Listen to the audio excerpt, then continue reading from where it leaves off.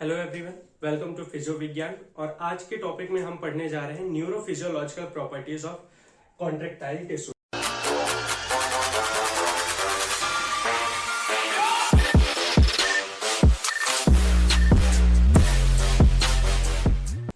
Neurophysiological properties of muscle tendon unit, है ना। यहाँ पे बोल रहे हैं कि न्यूरोफिजियोलॉजिकल किसकी प्रॉपर्टी, मसल और टेंडन की। ठीक है, मसल जहां से ओरिजिन हो रही है, फिर वहां पे क्या मसल बेली आया और उसके बाद इंसर्शन पॉइंट को हमने क्या कहा, टेंडन। तो मसल टेंडन यूनिट में क्या क्या न्यूरोफिजियोलॉजिकल प्रॉपर्टीज है जो कि क्या इन्फ्लुएंस करती है मसल को टू रिस्पॉन्स, स्ट्रेच और इलोंगेट।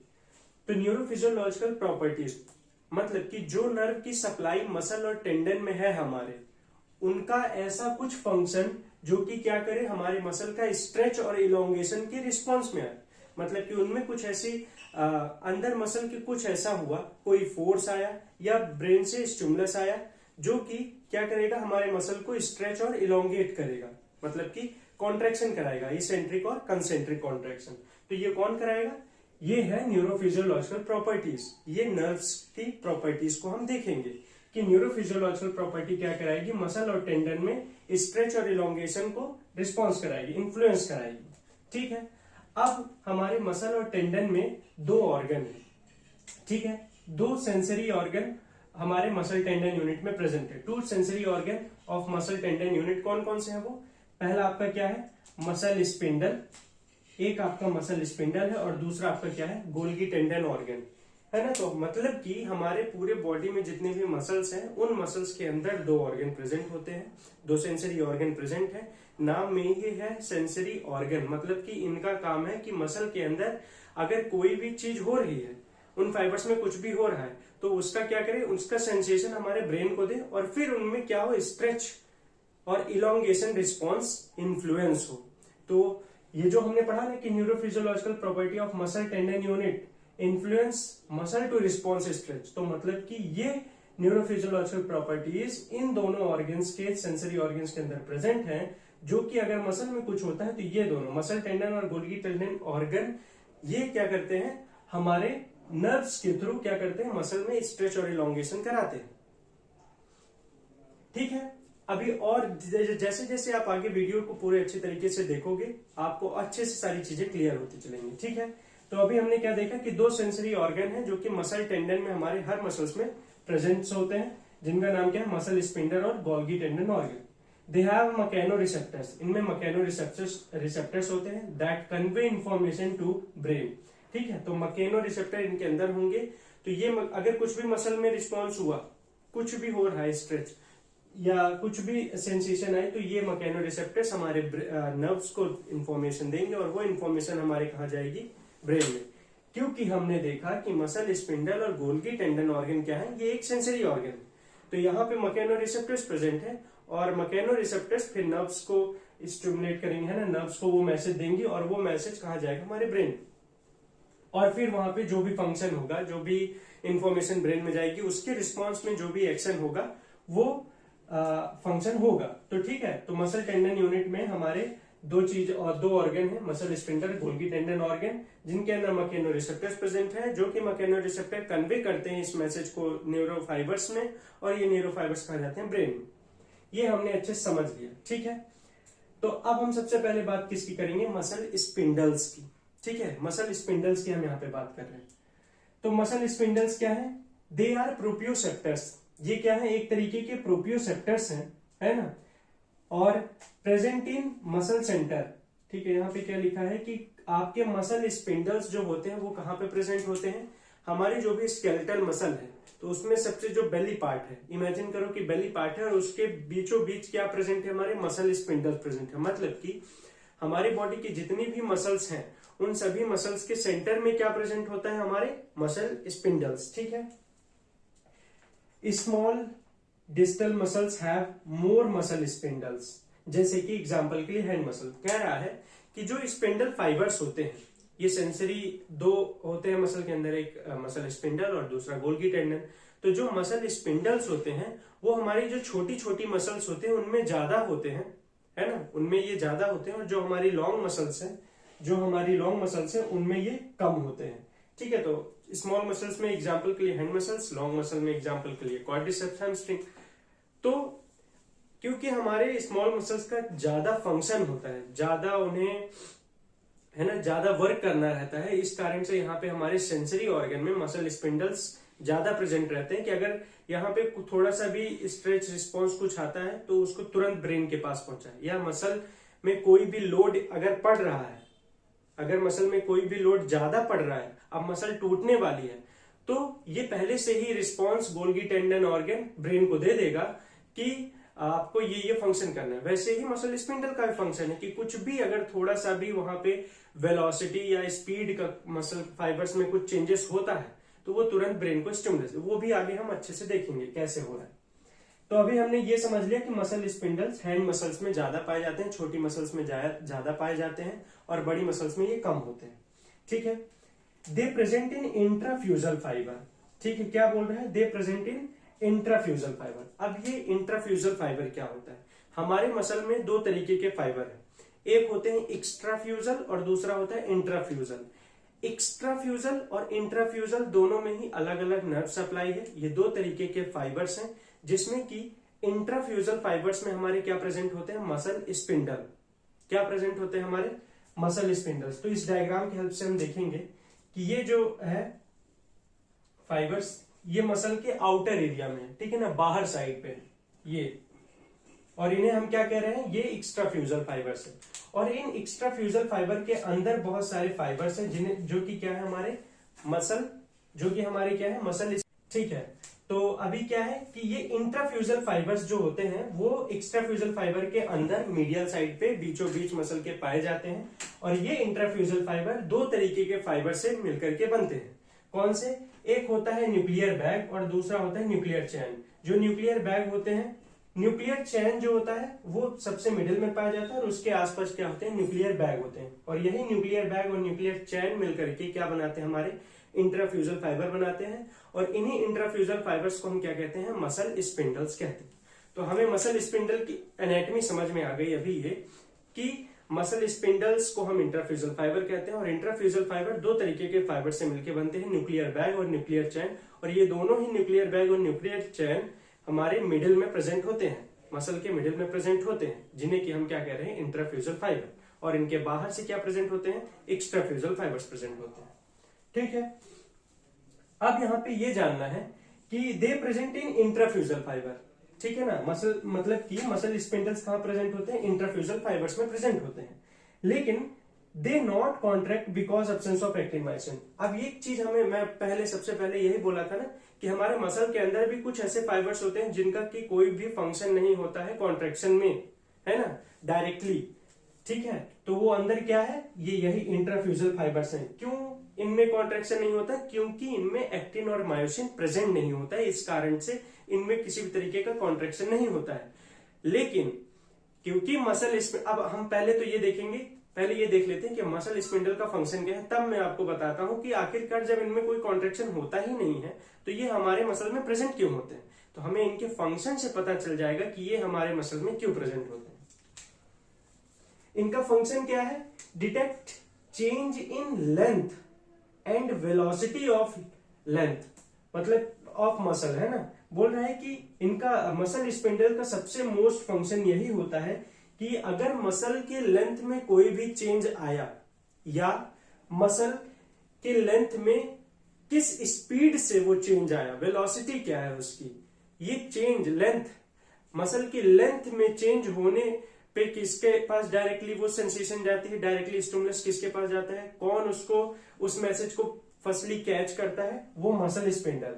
मतलब कि मसल स्पिंडल का काम है कि अगर हमारी छोटी सी मसल में या बड़ी भी मसल में थोड़ा सा भी अगर चेंजेस आया मसल में, तो उसका तुरंत मैसेज वो कौन कैच करेगा, किसका फंक्शन है हमारे बॉडी में, हमारे मसल स्पिंडल्स का फंक्शन है।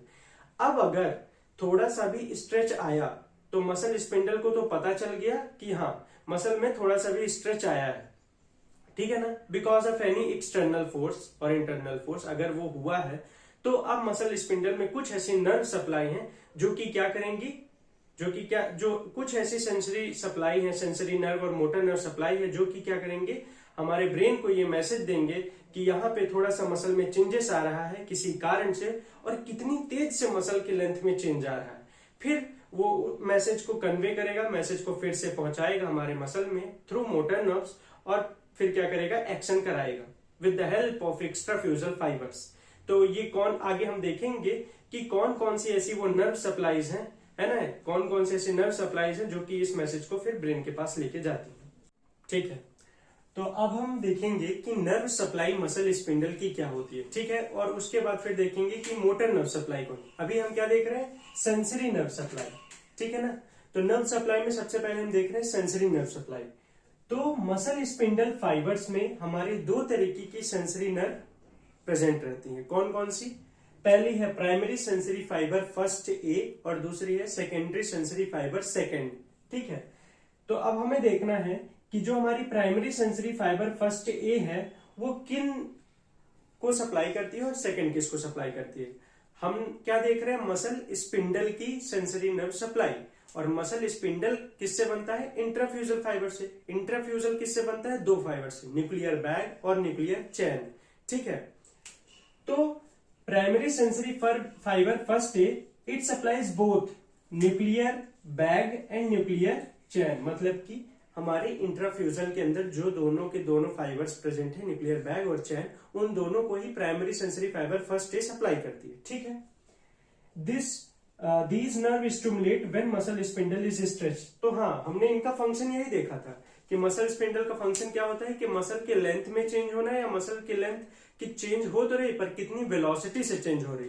तो यहाँ पे इन नर्व्स का काम यही है कि जो मसल के स्पिंडल के फाइबर्स हैं, न्यूक्लियर बैग और न्यूक्लियर चैन, अगर उनमें कुछ भी स्ट्रेच आ रहा है तो इसका सेंसेशन वो किसको देंगे, ब्रेन को देंगे। ठीक है, अब न्यूक्लियर बैग का काम होता है डायनेमिक का, और न्यूक्लियर चैन का काम होता है स्टैटिक का। मतलब कि अगर हम कोई डायनेमिक फंक्शन कर रहे हैं, अगर हम मूवमेंट कर रहे हैं, उस वक्त अगर ऐसा कुछ स्ट्रेच हो रहा है तो वो रिस्पॉन्स भी जा रहा है ब्रेन में through primary sensory fibre first है। और अगर स्टैटिक में भी कुछ स्ट्रेच हो रहा है, स्टैटिक में कि हम कोई भी मूवमेंट नहीं कर रहे और फिर भी मसल में कुछ स्टैटिक चेंजेस आ रहे हैं, है ना, खड़े खड़े ही या बैठे ही, है ना, इन सिटिंग, लाइंग, स्टैंडिंग, किसी में भी अगर उन मसल फाइबर्स में थोड़ा सा भी स्ट्रेच हो रहा है तो वो भी फंक्शन किसका है, प्राइमरी सेंसरी फाइबर फर्स्ट ए का, कि न्यूक्लियर चैन का भी और न्यूक्लियर बैग का भी, दोनों का ही अगर कुछ भी रिस्पॉन्स ऐसा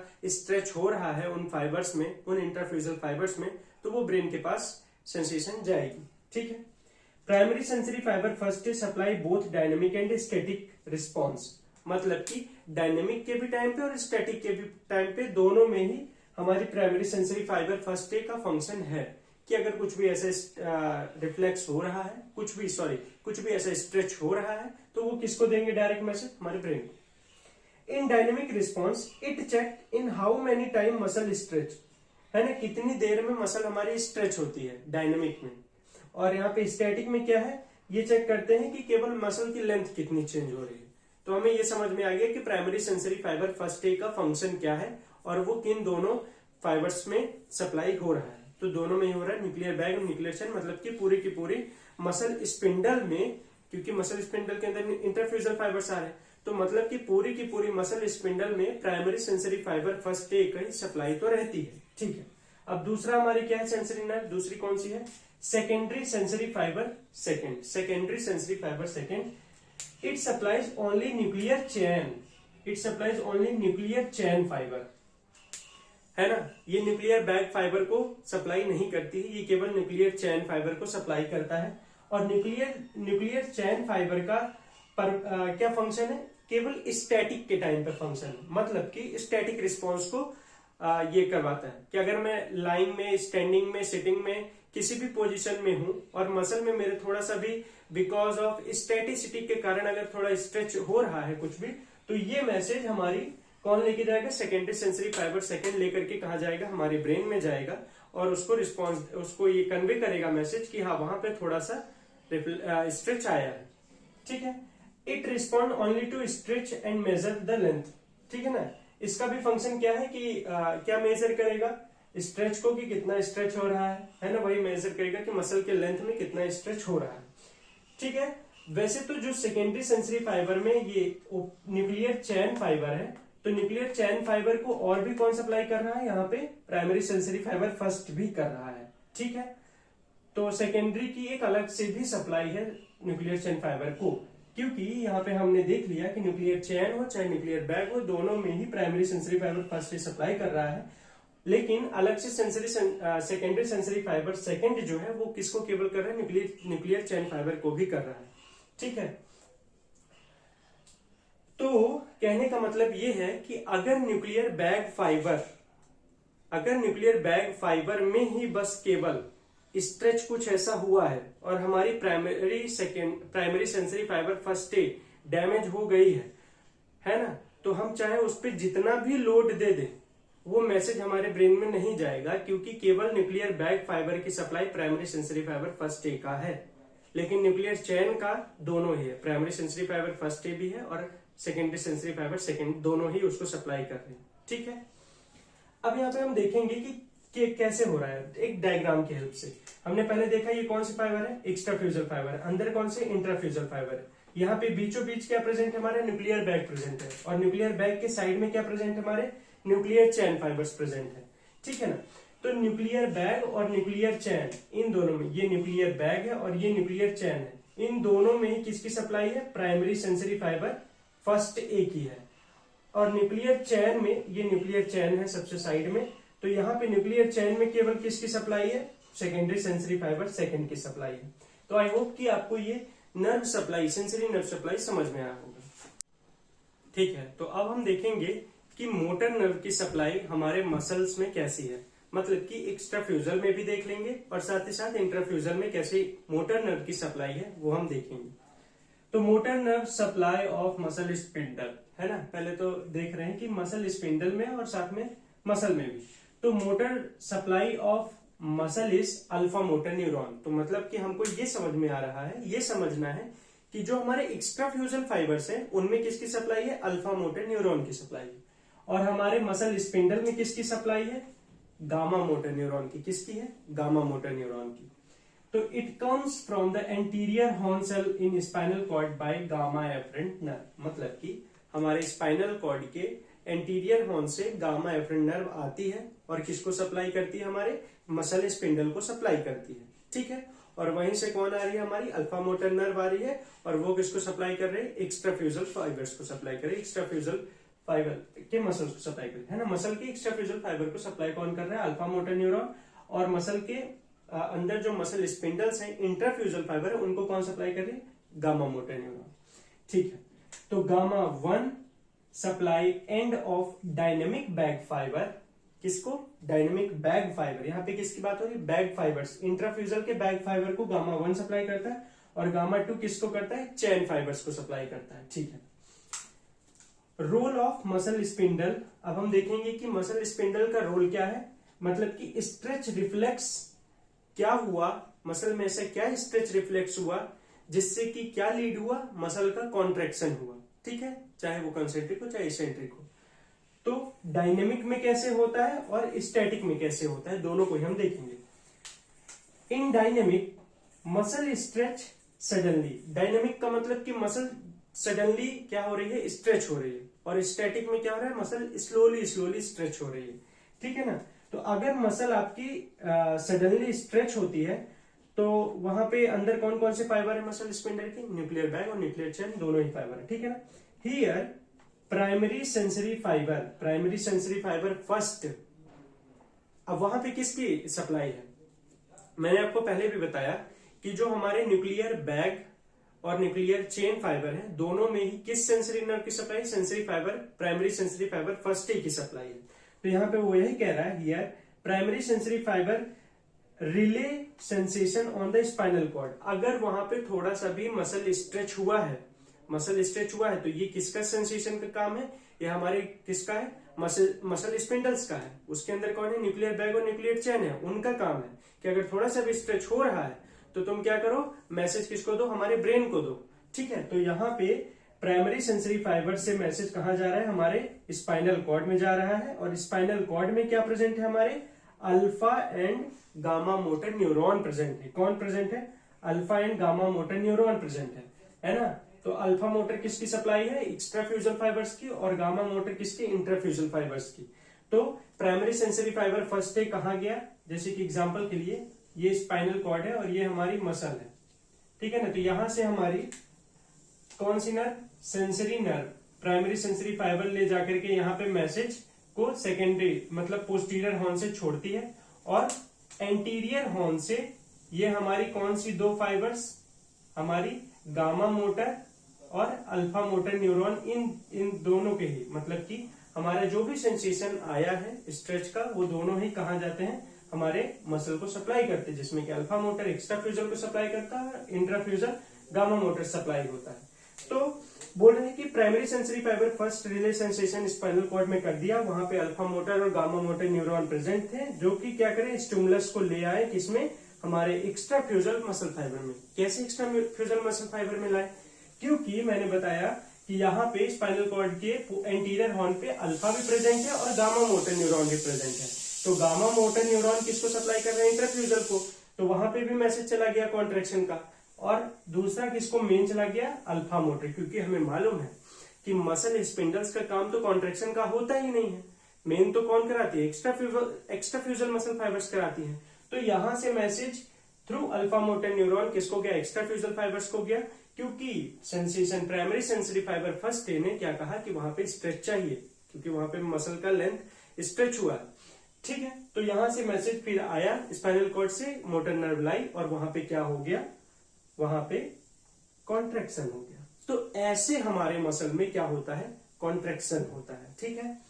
अब अगर भाई बात कर लें स्टैटिक की, तो स्टैटिक में क्या हो रहा है? यहाँ पे मसल धीरे धीरे स्ट्रेच होती है, स्लोली स्ट्रेच होती है। तो when muscle contracted continuously from secondary sensory fibre, क्योंकि स्टैटिक में किसकी सप्लाई हो रही है? सेकेंडरी सेंसरी फाइबर की हो रही है।